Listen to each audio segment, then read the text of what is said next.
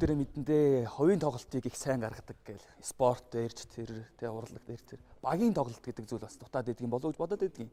Тэр энэ талаар та бүхний бодол сүүл би нэг хүний нөөцийн мэрэгжилтэнтэй ярилцлага хийгээ байжсэн манад орж ирж байгаа хүмүүс сүүлийн үед багаар их сайн ажиллах чадвартай болж ирж байна гэж ярьж ирсэн.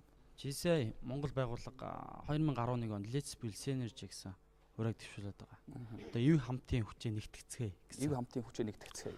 Нэг зорилгын нэг нь болохоор энэ багаар ажиллах уу, хамтарч ажиллах уу гэдэг. Бид нэр бас нэг сургалтын дээрээ нэг жишээ аваад үзчихэл л та. Багаар ажилласан зүг бэ нөө одоо ганцаараа хийсэн зүг бэ нөө гэд. Энэ 15-аас та сонгоод ингээд дараалалаар нь сонгох гэдэг нэг тест байсан. Тэрэн дээр багаар ажиллаж байгаа хүмүүс болохоор ганцаараа ажилласнаас 3 дахин илүү үр дүн гаргаж байгаа тийм зүйл ажиглагдсан. Зүгээр дээр. Тэгээ ер нь одоо багийн ажиллагаа гэдгийг аль салбарт илүү дэмждэг болсон. Сая өөрөө спортын бас салбар дээр ярьж байгаа шиг байна тийм ээ. Одоо багийн спорт ганцаардсан спортын төрөлгээд ингээд жишээлбэл хөлбөмбөгийн тэмцээн дээр харж байхад хамгийн сайн тоглож байгаа багууд ямар багууд вэ? Нүгэ хараад тахлаар дандаа өндөр хөгжилтэй орнууд тийм ээ. Явж байгаа байхгүй юу? Тэгэхээр нөгөө нэг дандаа багаар ажилласаар байгаад амжилтанд хүрсэн. За спорт гэсэн муу ялгаа байхгүй. Маш хүчтэй багаар хамтарч тоглодог тийм ээ. Амжилт гаргадаг багуудыг ингээ хараад тахлаар яг харахгүй л ерөөсөө нөгөө нэг эдийн засгийн өндөр түвшинд хүрсэн. Ингээд манай Монголын хөрсөн дээр ингээ харахаар өнөөдөр доо яг бокс, жудо ч юм уу ингээд ганцаарсан спортын төрлүүдээр бас амжилт гаргаж эхэлж байна. Энэ бол сайн. Үүнээс цаашвал бид нар улам одоо энэ сууж байгаа залуучууд ч гэсэн хандж хэлгээд та бүгд цаашид болж игэл багаар ажиллаж илүү одоо бие биенийгээ хүндэлж, бие биентэй буулт хийж, бие биенийгээ хүлээн зөвшөөрж багаар ажиллах юм бол та бүгдийн тэр зорж байгаа зорилго чинь одоо 20 жил шаарддаг бол багаар ажиллах юм бол одоо 10 жил шаарддаг ч юм уу тийм ээ. Маш их хугацаа хэмжиж өөртөөгөө илүү одоо амжилтанд хүрэх болов уу гэж бодож байна. Та бид би гэж ярих их дуртай. Тэ? Би гэж. Би биш бид гэж ярих бол одоо бас Омаяри үзэл санааны нэг юм болоо гэж би дотор ойлгож байна. Энэ бол зөв үү? Зөв үү? Ажиллах чадварын тухай яриад ирэхлээр ялчгүй синержи гэдэг ойлголт орж ирж байгаа. Синерги буюу синержи. Тэгэхээр синержи гэдэг ойлголт 16 дугаар 100-д одоо шинжлэх ухаанд орж ирсэн гэсэн одоо Википедиа толбичгтэр байгаа юм л да. Гэвтэл бид Монголынхаа түүхийг эргээд харахаар энэ бол синержи гэдэг ойлголт маань өөрөө алангуй ихийн домог, 5 сумны домог, багцсан 5 сум. Хамтын үйлдэлийн энерги гэсэн одоо энгийн тодорхойлт байна л да. Синержи гэж. Тэгэхээр синержи гэдэг маань өөрөө их өргөө ойлголт.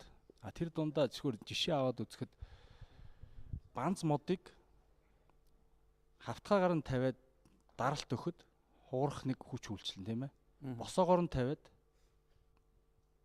дарахад бас нэг өөр даралт үйлчлэн. Дээр нь дандаа босоо 2 3 банз тавиад даралт өгөхөд ямар даралтын хүчээр тэр хугарах уу? Хэвтэйгээр нь 3 банз давхарлаад дарахад ямар хүч үйлчлэх вэ? Тэгэхээр багийн гишүүд буюу тэр баг гэдэг юм уу нэгжийг бүрдүүлж байгаа хэсгүүд хэдий ч нэ хүчтэй чанартай байна. Төдий ч нэ одоо хугаралтын хүч илүү байж иж хугарна гэсэн үг шүү дээ тийм ээ. Тэгэхээр цөөхөн хүн амтаа монголчууд бидний хувьд бол Монгол гэж одоо энэ нэгжийг бүрдүүлж байгаа иргэд нь өөрөө чадвартай хүчтэй байх хэрэгтэй. Тэгээд тэр хамтын үйлдэлийн энерги бий болгож чадах юм бол биднээс маш том хүч гарна. Тэгэхээр энэ өнөөдрийн бидний яриад байгаа бүх зүйл бол бидэнд байсан зүйл. Мэддэг зүйл. Бид бусдыгаа ойлгодог л байсан. Ойлгодог. Хүндэлдэг. Хүлээн зөвшөөрдөг. Гэхдээ энийг мартах гэх юм уу? Үгүй бол бардам зангаасаа болдго юм уу? Энэ бүх зүйлүүд амьдрал дээр хийж чадахгүй л байгаа. Энийг хийдэг болъё л гэсэн. Энэ зүйлийг л Омаяри хөдөлгөөн ярьж байгаа. Хүн хүнээ ойлгож байгаагаар нь хүлээн зөвшөөрөх, мөн бие биедээ чин сэтгэлээсээ хандаж туслах нь ховордсон өнөөгийн нийгэмд Омаяри сургалт их ач холбогдол өгдөг байна. Эрт Эдогийн өмнөх үе, мөн дэлхийн 2 дугаар дайнд ялагдсны дараа Япончууд амьдрал нь хэцүү, нийгэмд ажилгүйдэл ядуурл газар авч хүн хүнээ хайрлахаа болсон байлаа. Тэр үед Омаярагийн ачаар энэ бүх байдал өөрчлөгдөж улмаар Япон улс сүүлийн 50 жилийн турш эрчимтэй хөгжижээ. Мөн энэ үзэл санааг багаас нь хүүхдүүдэд суулгахын тулд нэлээдгүй ажлыг хийжээ. Өглөө эрт гараа явсан чинь нэг хүүхэд туг өргөчөөд шүгэлдээд байна. Тэгсэн араас нь жоох хүүхдүүд ирээд чигсаад 1-2 дугаар ангийн хүүхдүүд бөөнөрөө чигсаад яваад метроор ороо суучлаа. Би гайхаад эднэр яаж байгаа юм бэ гэсэн чинь энэ хавийн дүүргийн хүүхдүүдийн хамгийн ахлагч нь 1-р анги 2-р ангийн хүүхд хүртлээ бүгдийг ингэж ихсааж яагаад ингээ авч явдгийг. Тэгээд эднэр ингээд 1-р анги 2-р ангиасаа биеэд дагаад метрогоор суугаад ингээ хичээлдээ яваад өгдөг. Тэгэхээр энэ багаар ажиллах чадварын бас нэг жишээ харагдаж байгаа болов уу гэж би бодож илаа. Япон улсыг бол сүүлийн 40 жилийн дотор бол маш хурдан хөгжсөн гэж би ойлгодог. Тэгээд энийх нь нэг юу яагаад юм бэ нэ гэхээр японочууд өөрсдөө маш их одоо харилцан ойлголцдог, сонсдог. Яг энэ өөрсдийнх нь энэ үндсэн чанар нь багаар ажиллахад илүү одоо хүчтэй тэгж ажиллуулж чадаж гинүү гэж би боддгийн.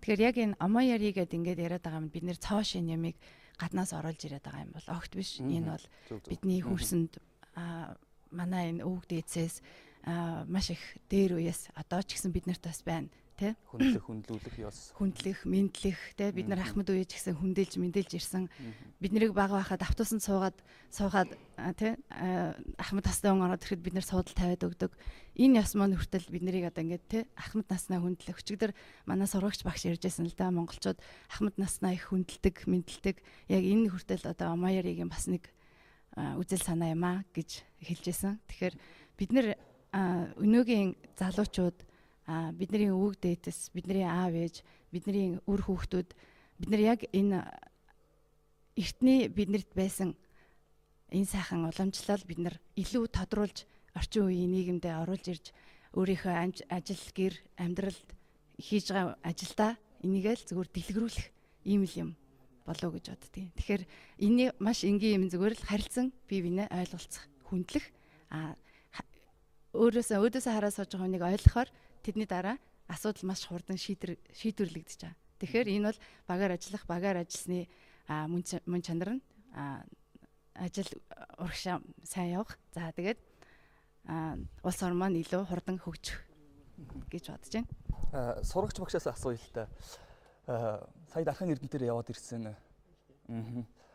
Сургалт хэр үр дүнтэй болов? За хүмүүс хэрхэн хүлээж авч байна?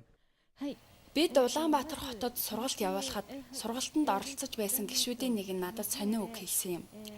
Тэр нь Омаяри гэдэг чинь далаа ламаас ахуулаад бидэнд өдий болтол сургаалаар дамжиж ирсэн үзэл байж тээ. Гэтэл би энийг бүтэн өдөржин сууж байж ойлгосон харамсалтай гэж надад хэлсэн юм. Бид өдөр тутмынхаа амьдралдаа түүртэйд ч юм уу зөвхөн өөрийнхөө хувийн байдлыг сайжруулахын төлөө тэмцэж энэ чухал хэрэгтэй ухамсар үзэл санаагаа мартаж хойш нь тавьж байдаг юм. Омаяри гэдэг маань тийм хэцүү шин юм биш. Бид өөрийнхөө мэддэг хэмжээнд чадал бололцооныхаа хэмжээгээр энэ үзэл санааг ямар нэгэн байдлаар дэмжих юм бол хувийн амьдралд ч тэр бизнес нийгэмд хүртэл маш сайн эерэг нөлөө үзүүлж чадах хөдөлгөөн юм. Японд бий болж байгаа нэг үзэгдэл хөдөлгөөнийг та бүхэнд жишээ болгон хэлэхэд Омаяри гэсэн утгаар олон нийтийн газар олуулаад цуглаж байгаа тийм газруудад гар утсаа салгаад хүнтэй байх үед хүнд саад болохгүй тийм журмыг бид нийгэм даяар дэлгэрээсэй гэж хүсэж байна. Бидний сургалтын дундаас Монголын гишүүд Омаяригийн үзэл санааг дэлгэрүүлэх сургагч багш болгох хэмжээнд суралцаж эрхээ авсан байгаа. Энэ бүх улсууд маань Омаяри үзэл санааг Монголын өргөн удам нутгаар түгээж дэлгэрүүлэх үйлсэд их хувь нэмэр оруулна гэдэгт гүн итгэж байна. Та бүхэнд их баярлалаа. GSI Монгол, GSI Japan байгууллагын хамтын ажиллагааны нэг хэлбэр, нэг үр дүн байгаа. Тэгэхээр GSI гэдэг байгууллагын тухай бас бид нэр товчхон танилцуулбал зүгээр болов гэж бодож байна. Тэгэхээр хүмүүс бол өөрсдийн ажлаа хийгээд эсвэл сургуульдаа сураад гэртээ хараад дараа нь гэртээ хараад гэртээ ямар нэг юм хийгээд ингээд байж болно. Гэтэл их олон төрлийн мэргэжилтэй, олон төрлийн ажилтай, өөр хүмүүжлтэй ийм залуу хүмүүс, тэр тусмаа 18-аас 40 насны залуучууд нэгдээд нийгэмдээ эерэг өөрчлөлт авчиръя. Нийгмийнхаа сайн сайхны төлөө ямар нэг юм сайхан нийгмийг байгуулахын төлөө бидний өөрсдийн амьдарч байгаа орчноо сайхан байлгахын төлөө хамтарч ажиллаж байгаа нэг юм хэлбэр болж ийсэ гэж бодож болох юм. Тэгэхээр жисгийн залуучуудад хөгжлийн боломжийг олох, тэр тусмаа эерэг өөрчлөлт бүтээх хөгжлийн боломж олох гэсэн үндсэн зорилго байдаг. Тэгэхээр хүн өөрөө олон хүмүүс өөрийн итгэл үнэмшилтэй, өөрийн гэсэн зорилготой хүмүүс нэгдээд тэр итгэл үнэмшлүүд зорилгоудаа нэгтгээд хамтарч үйл ажиллагаа явуулж байгаа хэлбэр юм. Хамтарч үйл ажиллагаа явуулаад янз бүрийн төсөл хөтөлбөрүүдийг хэрэгжүүлдэг. Энэ төсөл хөтөлбөрүүдийг хэрэгжүүлснээр нэг талаас нийгэмдээ хувь нэмэр оруулах, нөгөө талаас өөрсдөө суралцдаг. Бид одоо төслийг яаж хийх юм, төслийн санхүүжилтийг яаж босгох юм, үйл ажиллагаанд гар буй оролцдог. Тэгэхээр жишээлбэл одоо ялангуяа хөгжилтэй орнуудад жишээ нь одоо Америкийн нэгдсэн улс гэхэд 25 сая хүн 7 хоног тутам 8-аас 10 цагийг нийгмийн үйл ажиллагаа хийхэд зарцуулдаг гэсэн. 25 сая хүн. Тэгэхээр энэ 250 сая хүн цаг гэсэн үг л дээ. Тэгэхээр ийм их үйл ажиллагааг ямар нэгэн одоо цалин хүсэхгүйгээр нийгмийнхаа сайн сайхны төлөө хийж байгаа. Тэгэхээр энэ бол их гайхалтай тоолдоо. Тэр тусмаа энэ хийсэн үйл ажиллагааны үр дүн бол ялангуяа одоо төр бол хамгийн муу менежер гэдэг.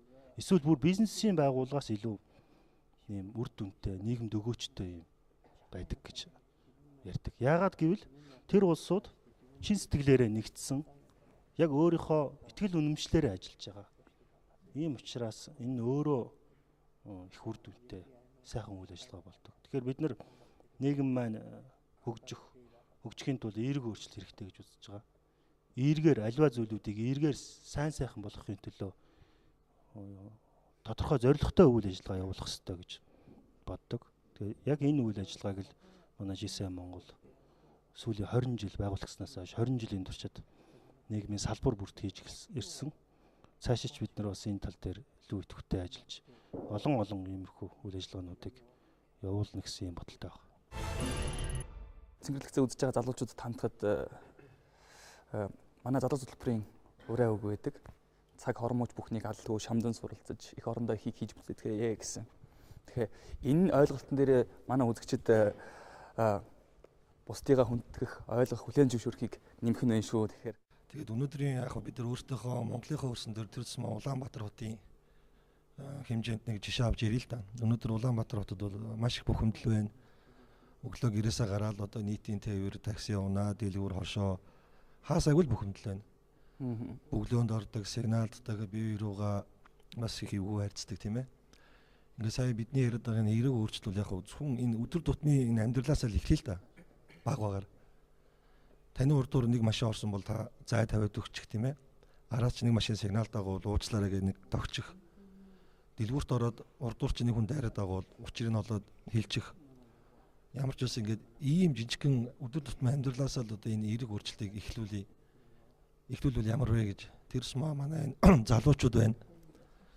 Яг л өнөөдөр Улаанбаатар хот бөгөөд Монгол улсын их хуамын одоо 60-аас дээш 40 хүртэлх насны залуучууд болсон байна л да. Ингээд энэ эерэг өөрчлөлтийг залуучууд та бүхэн эхлүүлж чадах юм бол одоо манай дараагийн үе болон одоо нийт монголчууд маань Улаанбаатарчууд одоо тэр бидний хүсэж хүлээгээд байгаа тэр сайхан нийгэм гэдэг зөвхөн нэг барилга байшин бариад гоё машин унаа явчихыг хэлэхгүй байгаа юм л да. Бидний ойлгож байгаа сайхан нийгэм гэдэг бол бие биенийгаа хүндэлж эвтэй найртай сайхан амьдрах гэдэг бол сайхан нийгэм болов уу гэж бодож байгаа. Нэгдүгээр сэтгэлгээ, хоёрдугаар материалын зүйл. Тийм болохоор одоо манай GSI-ийн зүгээс нийт залуучуудаа хандаж хэлэхэд энэ эерэг өөрчлөлт гэдэг зүйлийг зөвхөн өөртөөхөө өдөр тутмын амьдралаас эхэлцгээе гэж уриалъя. За баярлалаа. Тэгэхээр бидний өнөөдөр энэ танхимд цуглаад яг энэ Омаяри эерэг өөрчлөлийн талаар ярьж байгаа гэдэг нь өөрөө түгээн дэлгэрүүлэх гэсэн нэг томоохон оролдлого юм. Тэр тусмаа үндэсний телевизээр бид энийг ярьж байна. Тэгэхээр энэ бол үндэсний хэмжээнд